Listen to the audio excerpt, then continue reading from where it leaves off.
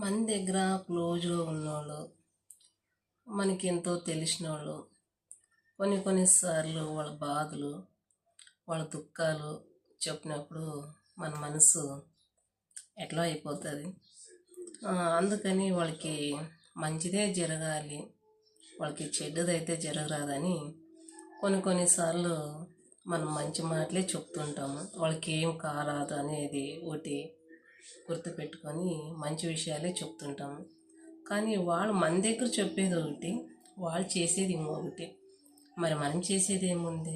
వాళ్ళు ఇష్టం వచ్చినట్టు వాళ్ళు చేసుకొని అంతే కదా. కానీ వాళ్ళకే తెలుస్తుంది వాళ్ళు చెప్పింది ఎంత మంచి మాటలు. మనము అట్లా మంచి మాటలు వింటే బాగుంది. వాళ్ళకి ఎదురు దెబ్బ తగిలినప్పుడు మన మంచి మాటలు గుర్తొస్తాయి. అంతే కదా ఫ్రెండ్స్. ఓకే ఫ్రెండ్స్, అంతా ధ్యానం చేసుకోండి, ఆరోగ్యంగా ఉండండి, సంతోషంగా ఉండండి. ఓకేనా?